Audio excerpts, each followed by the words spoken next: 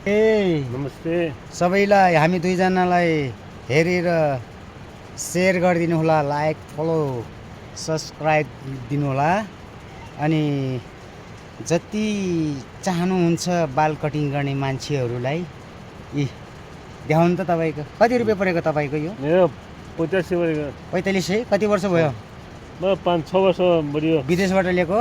नेपालमा किनेको, पोखरा किनेको। पोखरा किनेको? मेरो चाहिँ यो 3500 को है। मेरो चाहिँ 14 महिना भयो। तिमीले बाल काट्ने मेसिन लिएर कति पैसा कमायौ? कमाइन त यसै पकडमा। पकडमा?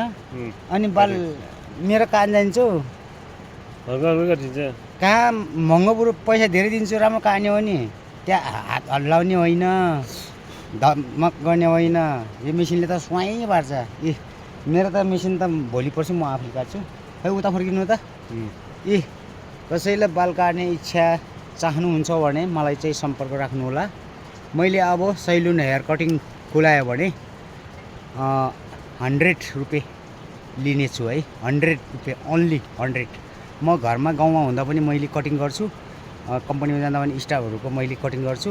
यदि मलाई चाहिँ बाल कटिङ गर्ने मान्छे भएन भने म आफै सिङ्गल नम्बर बाई नम्बर 2 गरेर यस्तो 3 नम्बर 6 नम्बर 9 नम्बर 12 नम्बर छ।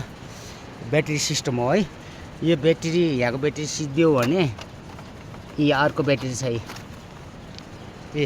यो ब्याट्री इमर्जेन्सी। तिम्रो चाहिँ डाइरेक्ट चार्जर होइन? ल अब ल सिद्धियो, तिम्रो बाल कटिङ एकदम राम्रो भयो। एक राउन्ड घुम्म त ल आज एकचोटि। ल मलाई नमस्ते गर ल। नमस्ते। ढुटा अहिले ल थ्याङ्क यू।